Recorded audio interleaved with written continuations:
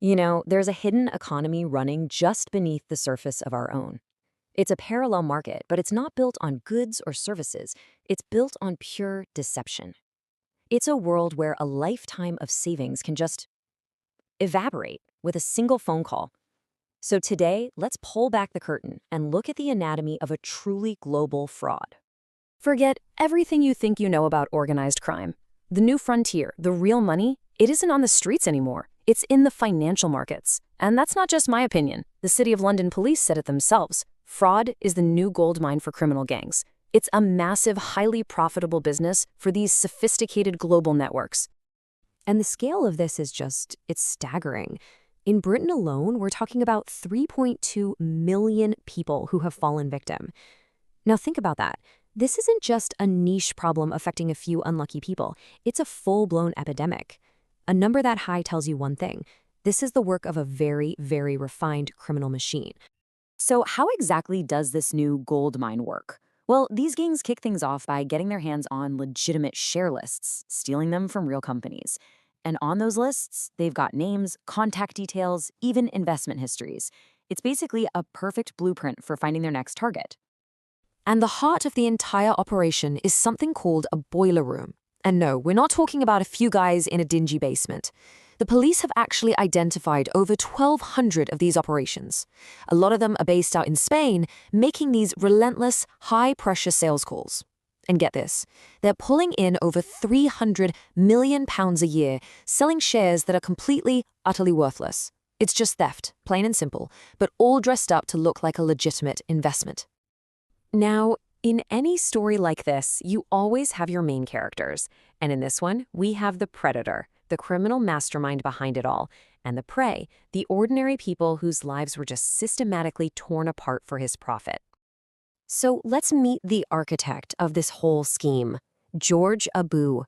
In just 3 short years, he built this massive criminal enterprise that netted him over £20 million. He was the man at the absolute center of the web, pulling all the strings from the shadows. And the contrast between his life and the lives of his victims, it's just sickening.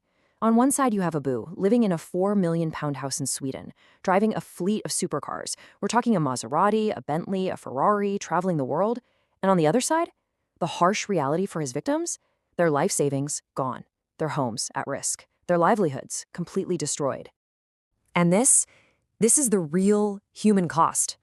Take Sheila. She was one of the victims, and she lost not only her own savings, but her mother's too. She said they would ring her pretty much every single day. And for every logical question she had, they had an incredibly convincing answer. Her words really put a face to the absolute devastation this kind of crime leaves behind. And these gangs, they are absolutely ruthless about who they target. This number, £142,000, is the amount a 91-year-old man named John lost. That money was set aside for the care of his disabled wife. The fraudsters just bled him dry, calling him over and over again with new fake investment opportunities because they knew he was frail and vulnerable. So you might be wondering, how did Abu's network manage to seem so real? How did they con so many smart people, accountants, even a former policeman?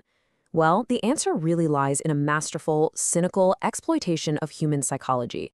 They leverage our fear of missing out and our basic trust in what looks like authority. The whole process was just a well-oiled machine. It all started with those stolen share lists. Then came the calls from the boiler rooms in Spain using these aggressive bullying tactics. To make it all feel real, they'd send out these glossy brochures and fake share certificates. And as soon as the money was transferred, it was laundered.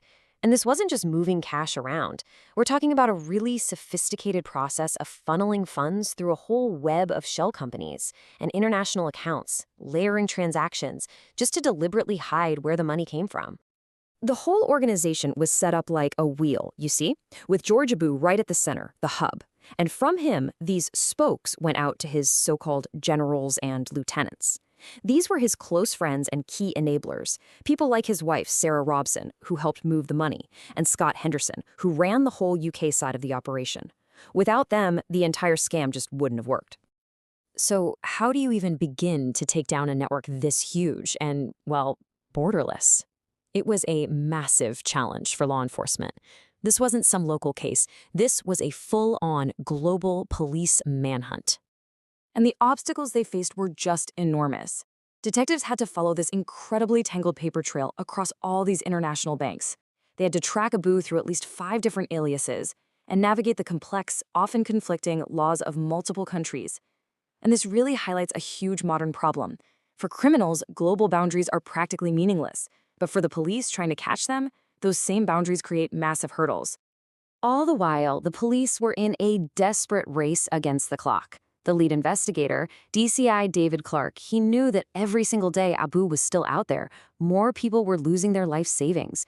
The pressure to shut down those boiler rooms and stop the flow of money was just immense. And all that pressure led to the climactic phase of the whole investigation. This massive, coordinated, high-stakes operation.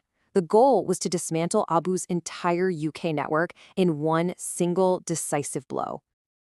Okay, just picture this. It's 5 o'clock in the morning, 100 officers from 2 different police forces, the City of London and Northumbria Police, all gather for one single purpose. They're about to launch simultaneous raids on 9 key suspects all across the northeast of England, hoping to take out Abu's entire support structure before anyone has a chance to tip him off. And during those raids, they hit the jackpot.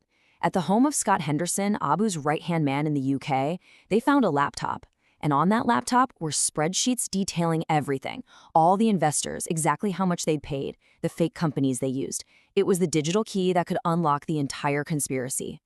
But the mastermind himself, George Abu, he was still out there, on the run.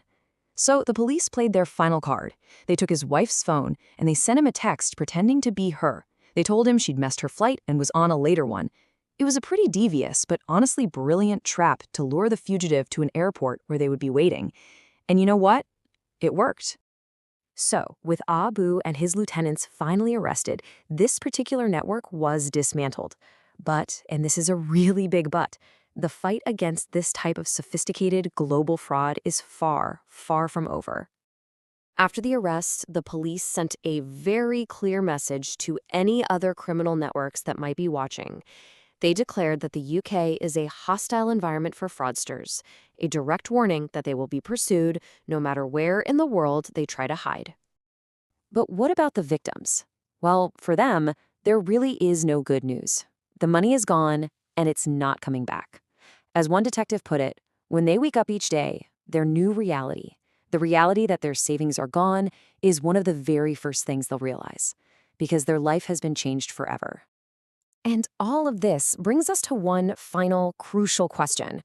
These criminals are absolute masters of persuasion. They create this powerful illusion of legitimacy, and they back it up with immense, relentless pressure.